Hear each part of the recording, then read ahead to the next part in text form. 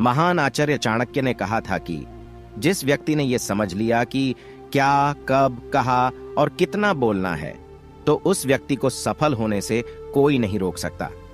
ऐसे व्यक्ति की सफलता सुनिश्चित है। जिस तरह कमान से निकला हुआ तीर लौटकर कभी वापस नहीं आता, ठीक उसी तरह से मुंह से निकले शब्द कभी वापस नहीं आते। शब्द और भाषा हथियार है और कमजोरी भी सही समय पर सही शब्दों के प्रयोग से इंसान परेशानियों से बच सकता है। लेकिन बिना सोचे समझे बोले गए शब्द इंसान की मुसीबत को बढ़ा देते हैं। द्रौपदी का ये बोलना कि अंधे का पुत्र अंधा ही होता है, महाभारत के युद्ध का मुख्य कारण बना था। आज भी लोग अपनी जबान का इस्तेमाल दूसरों को नीचा दिखाने और खुद को बढ़ा बताने के लिए करते हैं। लेकिन जो समझदार और सफल इंसान होते हैं, वो ये अच्छी तरह से जानते हैं कि उन्हें किस वक्त कितना और क्या बोलना है। साइलेंट रहने का मतलब ये नहीं है आपको पूरे दिन एक भी शब्द नहीं बोलना है या चुपचाप रहना है।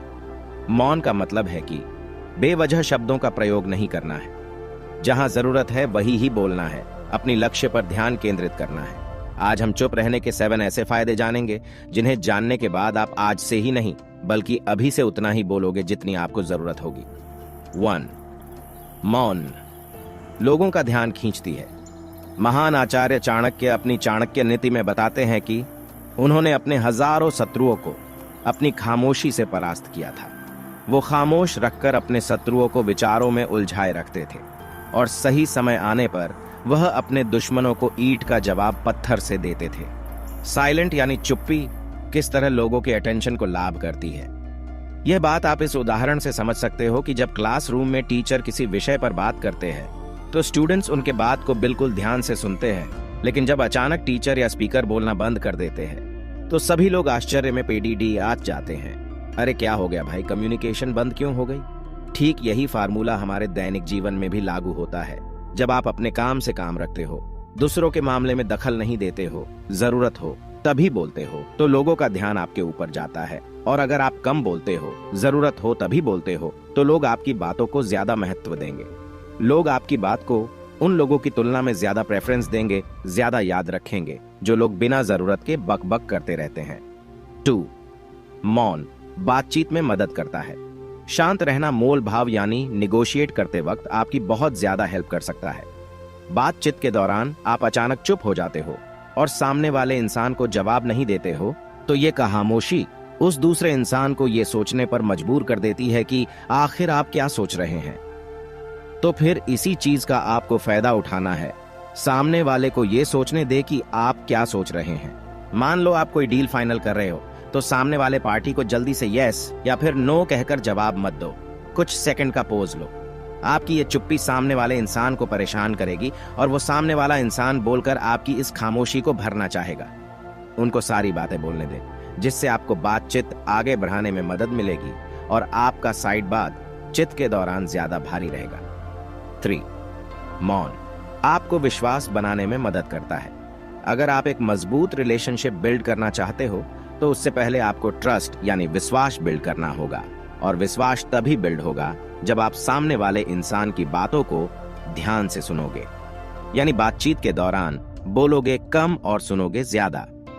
ऐसा करने से दूसरे इंसान को लगेगा कि आप एक अच्छे इंसान हो, सामने वाले की बात को अच्छे से सुनते हो, किसी को भी नजरअंदाज नहीं करते हो, और तभी तो वो आपके बातों को अच्छे से सुनेगा और ट्रस्ट बिल्ड होगा।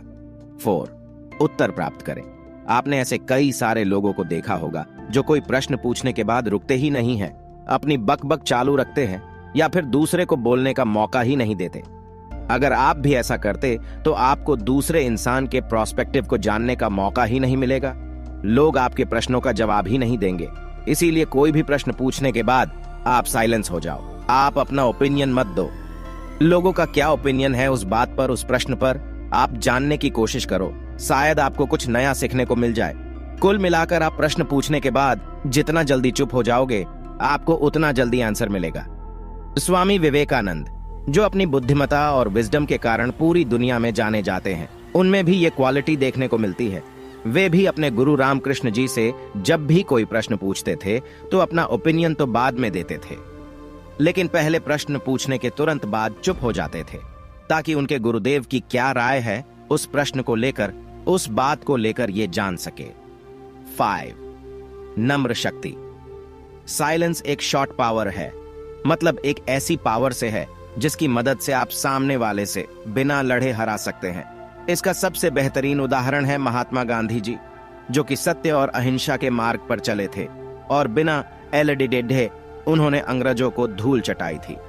महात्मा गांधी जी जानते थे कि अगर हमने अंग्रेजों से लड़ाई की तो हम उनसे कभी नहीं जीत पाएंगे। उन्होंने शॉर्ट पावर का इस्तेमाल किया और अंग्रेजों को हराया। कई बार लड़ने से और झगड़ने से प्रॉब्लम सॉल्व नहीं होती, चुप रहने से और शांत हो जाने से प्रॉब्लम सॉल्व हो जाती है। 6. विचारशील मौन। द क्वाइट बुक के ऑथर सूजन केन अपनी बुक में बताते हैं कि थॉटफुल साइलेंस कई सारी मुसीबतों से बचा सकती है।